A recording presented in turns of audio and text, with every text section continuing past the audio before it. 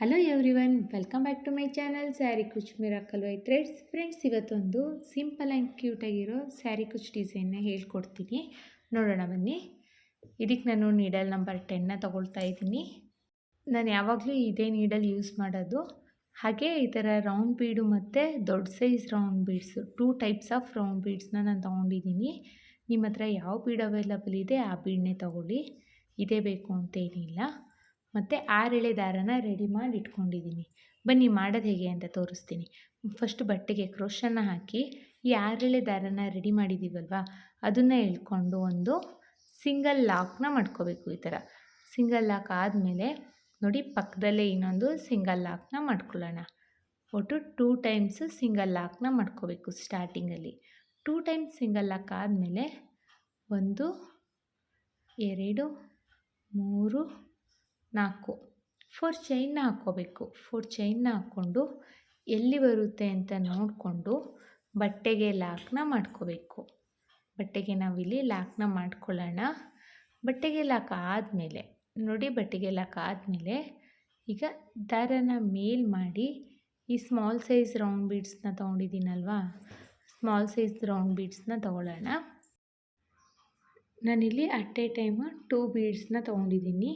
ನೀವು 1 ಬೀಡ್ ಬೇಕಾದರೆ ತೊಗೊಳ್ಳಿ. ಸಿಂಗಲಾಗಿ ಒಂದೊಂದೇ ಬೀಡನ್ನ ತೊಗೊಂಡು ಈ ಥರ ದಾರದೊಳಗಡೆ ಇನ್ಸರ್ಟ್ ಮಾಡಿ ಬೀಡ್ ಎಲ್ಲಿ ಬರುತ್ತೆ ಅಂತ ನೋಡಿಕೊಂಡು ಅಲ್ಲಿಗೆ ಹೋಗಿ ಸಿಂಗಲ್ ಕ್ರೋಶೇನ ಮಾಡ್ಕೋಬೇಕು.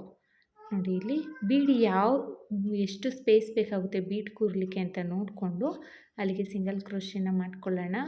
ಸಿಂಗಲ್ ಕ್ರೋಶೆ ಆದಮೇಲೆ ಮತ್ತೆ ಒಂದು ಬೀಡನ್ನ ಇನ್ಸರ್ಟ್ ಮಾಡ್ಕೊಳ್ಳೋಣ. ಬೀಡ್ ಇನ್ಸರ್ಟ್ ಆದಮೇಲೆ ಬೀಡ್ ಎಲ್ಲಿ ಬರುತ್ತೆ ಅಂತ ನೋಡಿಕೊಂಡು ಅಲ್ಲಿಗೆ ಹೋಗಿ ಮತ್ತೆ ಇನ್ನೊಂದು ಸಿಂಗಲ್ ಕ್ರೋಶೇನ ಮಾಡ್ಕೊಳ್ಳೋಣ. ಬೀಡ್ ಹಾಕಿದ್ಮೇಲೆ, ಬೀಡ್ ಇನ್ಸರ್ಟ್ ಆದಮೇಲೆ ಬೀಡ್ ಎಷ್ಟು ಲೆಂತಿ ಬರುತ್ತೆ ಅಂತ ನೋಡಿಕೊಂಡು, ಎಷ್ಟು ಸ್ಪೇಸ್ ಬೇಕು ಅಂತ ನೋಡಿಕೊಂಡು ಅಲ್ಲಿಗೆ ನಾವು ಸಿಂಗಲ್ ಕ್ರೋಶೇನ ಮಾಡಬೇಕು. ಮತ್ತೆ ಒಂದು ಬೀಡ್ ಇನ್ಸರ್ಟ್ ಮಾಡ್ತಾಯಿದ್ದೀನಿ. ನೋಡಿ, ಬೀಡ್ ಇನ್ಸರ್ಟ್ ಆದಮೇಲೆ ಬೀಡ್ ಎಲ್ಲಿ ಕೂರುತ್ತೆ ಅಂತ ನೋಡಿಕೊಂಡು ಅಲ್ಲಿಗೆ ಒಂದು ಸಿಂಗಲ್ ಕ್ರೋಶೇನ ಮಾಡ್ಕೋಬೇಕು. ಸಿಂಗಲ್ ಕ್ರೋಶೆ ಆದಮೇಲೆ ನಾನಿಲ್ಲಿ 3 ಬೀಡನ್ನ ಯೂಸ್ ಮಾಡ್ಕೊಂಡಿದ್ದೀನಿ. ಇನ್ನು ಲೆಂತಿಯಾಗಿ ಕುಚ್ಚು ಕಟ್ಟಬೇಕು ಅನ್ನೋರು ಬೇಕು ಅಂದರೆ 4 ಬೀಡನ್ನ ಯೂಸ್ ಮಾಡ್ಕೋಬೋದು.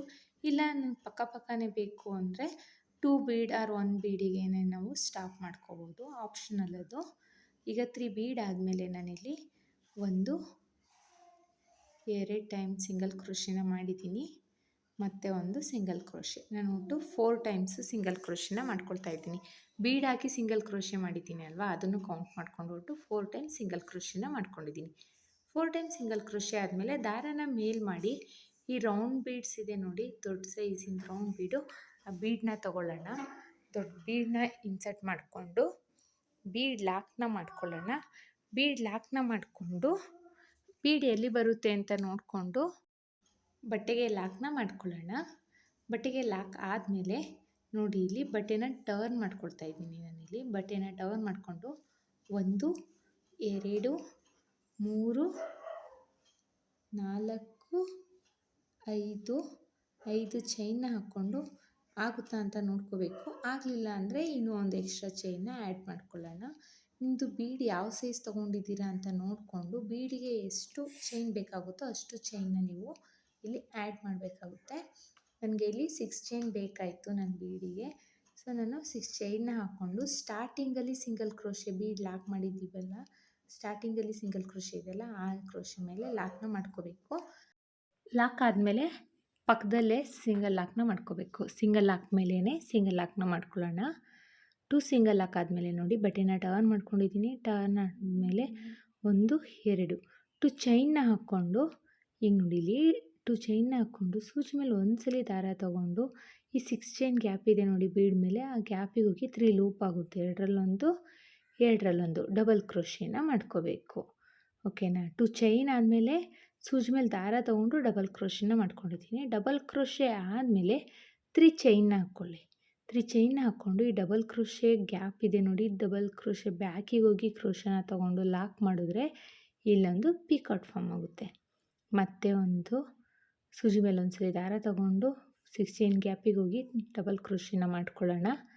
ಡಬಲ್ ಕ್ರೋಶೆ ಆದಮೇಲೆ 1 2 3 ಚೈನ್ನ ಹಾಕ್ಕೊಂಡು ಅದೇ ಡಬಲ್ ಕ್ರೋಶೆ ಹೋಗಿ ಲಾಕ್ನ ಮಾಡ್ಕೋಬೇಕು. ಸೊ ಒಂದು ಪಿಕಾಟ್ ಫಾರ್ಮ್ ಆಗುತ್ತೆ. ಮತ್ತೆ ಒಂದು ಡಬಲ್ ಕ್ರೋಶೆನ ಮಾಡ್ಕೊಳ್ಳೋಣ. ಸೂಜಿ ಮೇಲೆ ಒಂದ್ಸಲಿ ದಾರ ತಗೊಂಡು 6 ಚೈನ್ ಗ್ಯಾಪಿಗೆ ಹೋಗಿ 3 ಲೂಪ್ ಆಗುತ್ತೆ. 3 ಲೂಪ್ ಇರುತ್ತೆ, ಎರಡರಲ್ಲೊಂದು ಡಬಲ್ ಕ್ರೋಶೆನ ಮಾಡ್ಕೋಬೇಕು. ಡಬಲ್ ಕ್ರೋಶೆ ಆದಮೇಲೆ 3 ಚೈನ್ನ ಹಾಕ್ಕೊಂಡು ಇದೇ ಡಬಲ್ ಕ್ರೋಶೆ ಗ್ಯಾಪಿಗೆ ಹೋಗಿ ಲಾಕ್ನ ಮಾಡಿಕೊಂಡ್ರೆ ಒಂದು ಪಿಕಾಟ್ ಫಾರ್ಮ್ ಆಗುತ್ತೆ. ಈಗ 3 ಡಬಲ್ ಕ್ರೋಶೆನ ಮಾಡಿದ್ದೀನಿ. ಈಗ ಸೂಜಿ ಮೇಲೆ 2 ಸಲ ದಾರ ತೊಗೊಂಡಿದ್ದೀನಿ. ಆಗಲೇ 1 ಟೈಮ್ ದಾರ ತೊಗೊಂಡಿದ್ದೆ, ಈಗ 2 ಟೈಮ್ಸ್ ದಾರ ತೊಗೊಂಡು ತ್ರಿಬಲ್ ಕ್ರೋಶೆನ ಮಾಡ್ತಾಯಿದ್ದೀನಿ ನೋಡಿ. ಈಗ ತ್ರಿಬಲ್ ಕ್ರೋಶೆ ಆದಮೇಲೆ 3 ಚೈನ್ನ ಹಾಕ್ಕೋಬೇಕು. 3 ಚೈನ್ನ ಹಾಕ್ಕೊಂಡು ಅದೇ ತ್ರಿಬಲ್ ಕ್ರೋಶೆ ಗ್ಯಾಪಿಗೆ ಹೋಗಿ ಲಾಕ್ನ ಮಾಡಿಕೊಂಡ್ರೆ ಒಂದು ಪಿಕಾಟ್ ಫಾರ್ಮ್ ಆಗುತ್ತೆ. 3 ಡಬಲ್ ಕ್ರೋಶೆ ಮತ್ತು ಒಂದು ತ್ರಿಬಲ್ ಕ್ರೋಶೆ. ಈಗ ಮತ್ತೆ ಈಗ ನಾನು ಡಬಲ್ ಕ್ರೋಶೆನ ತಗೊಳ್ತಾ ಇದ್ದೀನಿ. ಒಂದೇ ಒಂದು ಮಿಡಲಲ್ಲಿ ಮಾತ್ರ ನಾನು ತ್ರಿಬಲ್ ಕ್ರೋಶೆನ ತೊಗೊಂಡಿದ್ದೀನಿ. ಈಗ ಮತ್ತೆ ಡಬಲ್ ಕ್ರೋಶೆನ ಮಾಡಿಕೊಂಡು 3 ಚೈನ್ನ ಹಾಕ್ಕೊಂಡು ಅದೇ ಡಬಲ್ ಕ್ರೋಶೆ ಗ್ಯಾಪಿಗೆ ಹೋಗಿ ಲಾಕ್ನ ಮಾಡ್ಕೊಳ್ತಾ ಇದ್ದೀನಿ. ಸೊ ಒಂದು ಪಿಕಾಟ್ ಫಾರ್ಮ್ ಆಗುತ್ತೆ. ಮತ್ತೆ ಒಂದು ಡಬಲ್ ಕ್ರೋಶೆನ ಮಾಡ್ಕೊಳ್ಳೋಣ. ಒಟ್ಟು ತ್ರಿಬಲ್ ಕ್ರೋಶೆ ಆ ಕಡೆ ಈ ಕಡೆ 3 ಡಬಲ್ ಕ್ರೋಶೆ ಪಿಕಾಟ್ನ ಮಾಡಬೇಕು. ಸ್ಟಾರ್ಟಿಂಗಲ್ಲಿ 3 ಟೈಮ್ಸು ಡಬಲ್ ಕ್ರೋಶೆ ಪಿಕಾಟ್ ಆದಮೇಲೆ ನಾನು ತ್ರಿಬಲ್ ಕ್ರೋಶೆ ಪಿಕಾಟ್ನ ಮಾಡಿದ್ದೀನಿ.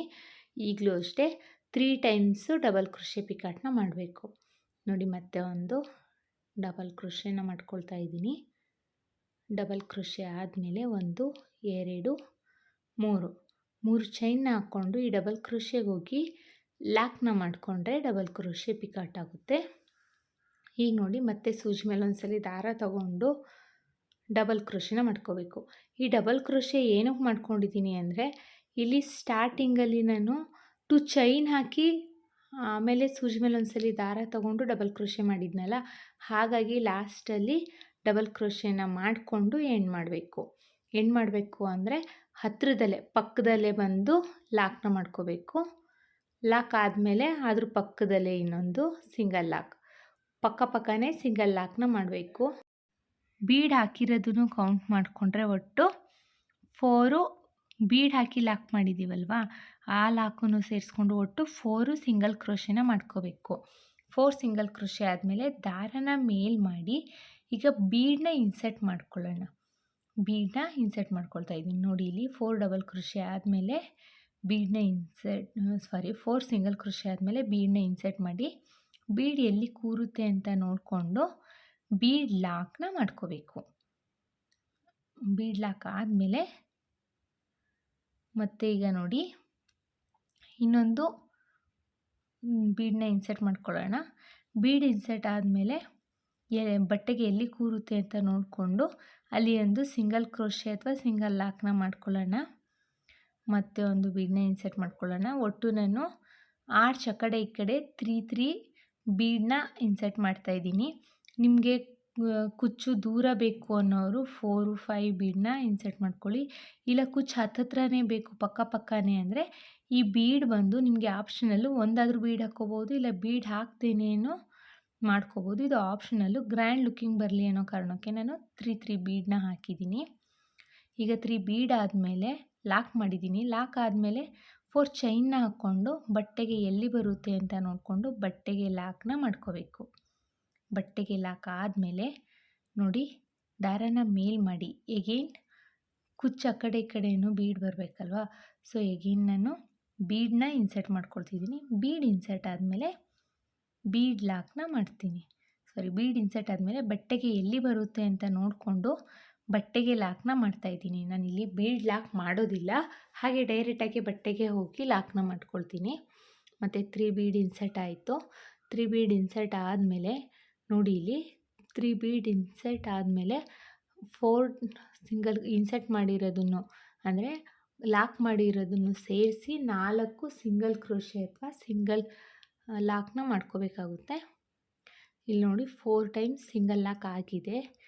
4 ಟೈಮ್ಸ್ ಸಿಂಗಲ್ ಲಾಕ್ ಆದಮೇಲೆ ದಾರನ ಮೇಲ್ ಮಾಡಿ ದೊಡ್ಡ ಸೈಜ್ ಬೀಡ್ಸ್ ಇದೆಯಲ್ಲ ರೌಂಡ್ ಶೇಪು, ಆ ಬೀಡನ್ನ ತಗೊಳ್ತೀನಿ. ಈಗ ಆ ಬೀಡನ್ನ ತೊಗೊಂಡು ದಾರದಲ್ಲಿ ಇನ್ಸರ್ಟ್ ಮಾಡ್ಕೊಳ್ಳೋಣ. ಇನ್ಸರ್ಟ್ ಆದಮೇಲೆ ಬೀಡ್ ಲಾಕ್ನ ಮಾಡ್ತಾಯಿದ್ದೀನಿ.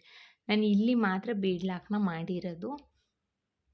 ಸ್ಟಾರ್ಟಿಂಗಲ್ಲೆಲ್ಲ ಸ್ಮಾಲ್ ಬೀಡ್ಸ್ನ ನಾನು ಲಾಕ್ ಮಾಡ್ದಲೇ ಬಟ್ಟೆಗೆ ಹೋಗಿ ಲಾಕ್ನ ಮಾಡಿದ್ದೀನಿ. ಕನ್ಫ್ಯೂಸ್ ಮಾಡ್ಕೋಬೇಡಿ.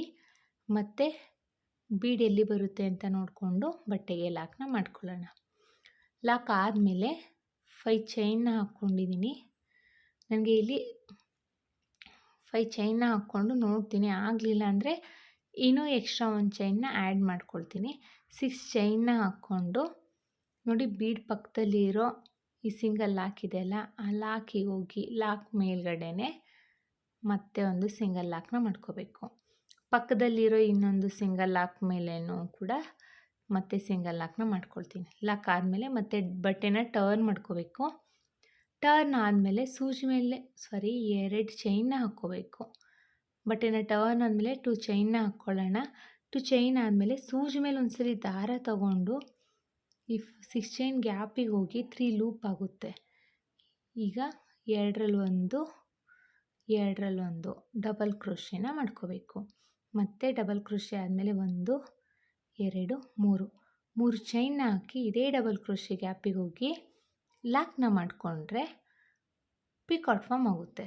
ಮತ್ತೆ ಒಂದು ಡಬಲ್ ಕ್ರೋಶೆನ ಮಾಡ್ಕೊಳ್ಳೋಣ. ಡಬಲ್ ಕ್ರೋಶೆ ಆದಮೇಲೆ 1 2 3 ಚೈನ್ನ ಹಾಕ್ಕೊಂಡು ಅದೇ ಡಬಲ್ ಕ್ರೋಶೆ ಗ್ಯಾಪಿಗೆ ಹೋಗಿ ಲಾಕ್ನ ಮಾಡಿಕೊಂಡ್ರೆ ಪಿಕಾಟ್ ಫಾರ್ಮ್ ಆಗುತ್ತೆ. ಮತ್ತು ಸೂಜಿ ಮೇಲೆ ಒಂದ್ಸಲಿ ದಾರ ತಗೊಂಡು ಡಬಲ್ ಕ್ರೋಶೆನ ಮಾಡ್ಕೊಳ್ಳೋಣ. ಡಬಲ್ ಕ್ರೋಶೆ ಆದಮೇಲೆ 3 ಚೈನ್ನ ಹಾಕ್ಕೊಂಡು ಅದೇ ಡಬಲ್ ಕ್ರೋಶೆಗೆ ಹೋಗಿ ಲಾಕ್ನ ಮಾಡ್ಕೋಬೇಕು. ನೋಡಿ, ಇದೇ ಡಬಲ್ ಕ್ರೋಶೆಗೆ ಹೋಗಿ ಲಾಕ್ನ ಮಾಡ್ಕೊಳ್ತಾ ಇದ್ದೀನಿ. ಲಾಕ್ ಆದಮೇಲೆ ಪಿಕಾಟ್ ಫಾರ್ಮ್ ಆಗುತ್ತೆ. ಈಗ 3 ಟೈಮ್ಸು ಡಬಲ್ ಕ್ರೋಶೆ ಪಿಕಾಟ್ ಆಗಿದೆ. ಈಗ ತ್ರಿಬಲ್ ಕ್ರೋಶೆನ ಮಾಡ್ಕೋಬೇಕು. 3 ಟೈಮ್ಸ್ ಡಬಲ್ ಕ್ರೋಶೆ ಪಿಕಾಟ್ ಆದಮೇಲೆ ತ್ರಿಬಲ್ ಕ್ರೋಶೆ ಪಿಕಾಟ್ನ ಮಾಡಬೇಕು ನಾವು. ಈಗ ತ್ರಿಬಲ್ ಕ್ರೋಶೆ ಕಂಪ್ಲೀಟ್ ಆಗಿದೆ. ತ್ರಿಬಲ್ ಕ್ರೋಶೆ ಆದಮೇಲೆ 3 ಚೈನ್ನ ಹಾಕ್ಕೊಂಡು ಇದೇ ತ್ರಿಬಲ್ ಕ್ರೋಶೆ ಗ್ಯಾಪಿಗೆ ಹೋಗಿ ಲಾಕ್ನ ಮಾಡಿಕೊಂಡ್ರೆ ತ್ರಿಬಲ್ ಕ್ರೋಶೆ ಪಿಕಾಟ್ ಆಯಿತು. 1 ಟೈಮ್ ತ್ರಿಬಲ್ ಕ್ರೋಶೆ ಪಿಕಾಟ್ ಆದಮೇಲೆ ಎಗೇನ್ ಡಬಲ್ ಕ್ರೋಶೆ ಪಿಕಾಟ್ನ 3 ಟೈಮ್ಸ್ ಮಾಡ್ಕೋಬೇಕು. ಏನಿಲ್ಲ, ಸೂಜಿ ಮೇಲೆ 2 ಸಲ ದಾರ ತೊಗೊಂಡ್ರೆ ಅದು ತ್ರಿಬಲ್ ಕ್ರೋಶೆ ಆಗುತ್ತೆ. 1 ಟೈಮ್ ದಾರ ತೊಗೊಂಡ್ರೆ ಅದು ಡಬಲ್ ಕ್ರೋಶೆ ಆಗುತ್ತೆ ಅಷ್ಟೇ.